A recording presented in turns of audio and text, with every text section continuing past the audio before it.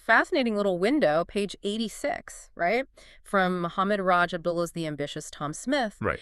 And we're looking at it with some analysis from Dr. Raja King from the Journal of Islamic Psychology. Yeah, a really interesting perspective. Our goal isn't, to solve the whole family history, but really just to try and get under the skin of what's going on here, based purely on this text. Just this fragment. Exactly. What can this small piece tell us about, like, the long-term effects of family problems? It's amazing how much you can unpack from so little sometimes. That 23 years number, for instance. Ah, It's not just a duration. It signals, a really long history building up to this breaking point. yeah. You have to ask what kind of pressure cooker situation leads to that. Right, what finally makes it snap after so long. Yeah. And the text, well, Dr. King points straight at the father's struggle, doesn't he? It says he never recovered from his addiction, alcoholism. Yeah, and the emphasis on never recovered is key. This isn't new. No, it's this long shadow. You have to imagine what that constant presence, that addiction meant day to day. The instability, Mm. maybe unpredictable behavior, financial worries, emotional distance, Could be any or all of those, affecting everyone, especially Mary growing up. which makes the mother's decision to finally divorce. Yeah, Well, it's a really powerful move after 23 years. it is. It suggests something shifted for her. Maybe a reclaiming of her own life, her own well-being. You wonder what the tipping point was. Was it one specific thing or just enough is enough? A gradual realization, perhaps. It definitely suggests a shift in the family power dynamic. And maybe leaves the father more isolated. Potentially, yeah. And then there's Mary's response. Right away she says, I don't blame her.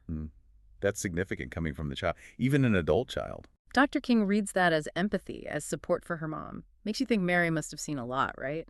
Absolutely. It implies she gets it. She understands why her mother made that choice. Perhaps she saw the arguments, the neglect, her mother's own pain firsthand. It feels like more than just passive agreement. It's alignment, Yes.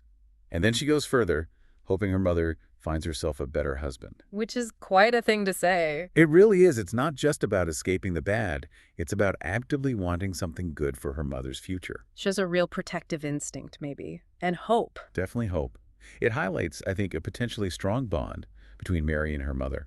Compared to the father, whose role here feels, well, kind of faded. Diminished is a good word.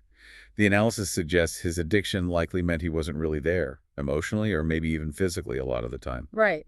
So you picture Mary and her mother maybe having to figure things out together as a team. It paints that picture, doesn't it? Facing challenges largely without his active support. And what's missing here is his voice. His perspective isn't in this excerpt at all. Exactly. Which reinforces that sense of him being perhaps on the periphery of the current emotional dynamic. Well, it's like the mother and Mary are the central unit now. That's how it reads in this snapshot, yes. You could even speculate, did Mary sometimes have to step up, maybe act as a mediator or a confidant for her mother? Which could force a kind of maturity on her early on. Possibly. Out of necessity. Okay, then there's this little detail. Mary mentions having Adam with a babysitter. Ah, yes, Adam. That opens up questions. Like, who is Adam?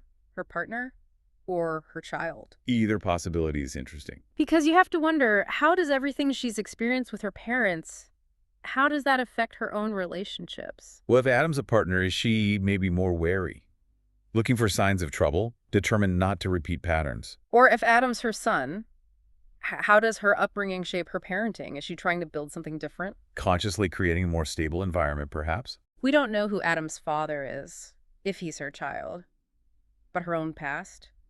Heartbreak, maybe? Or just this current family stuff?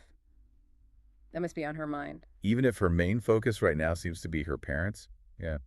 It's all interconnected, these layers of family life. The overall feeling, though, reading this page, it feels heavy. Words like scary.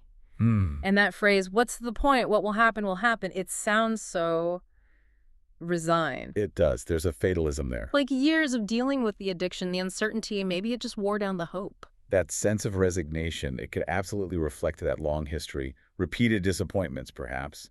Hopes raised and dashed. I'm thinking about the timeline, 23 years. Mary's probably, what, late teens, early 20s? Likely, yes, meaning she grew up right in the middle of this decline. So that experience, seeing her parents' relationship unravel around her father's addiction, It must have shaped her profoundly. Made her who she is, perhaps independent, resilient, but maybe also carrying that vulnerability we see in the word scary. So, if we try to pull it all together, this snapshot of Mary's family, what do we see? We see a marriage, a long one, broken by addiction. The father's struggle seems central. And the mother making a decisive, perhaps long overdue, choice to leave? Yes.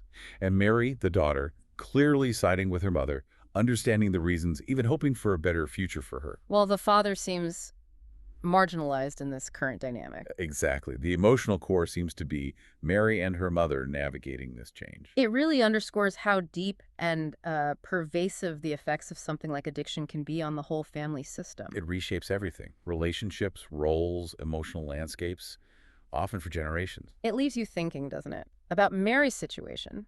How do these really long-term unresolved family problems like addiction, how do they fundamentally change how someone sees relationships? Yeah, and their own hopes for the future, their expectations of life, of partnership. It's a big question. Or even just watching how Mary supports her mom. What are all the different ways adult children actually cope when their parents split up, especially after decades of known issues? It's complex.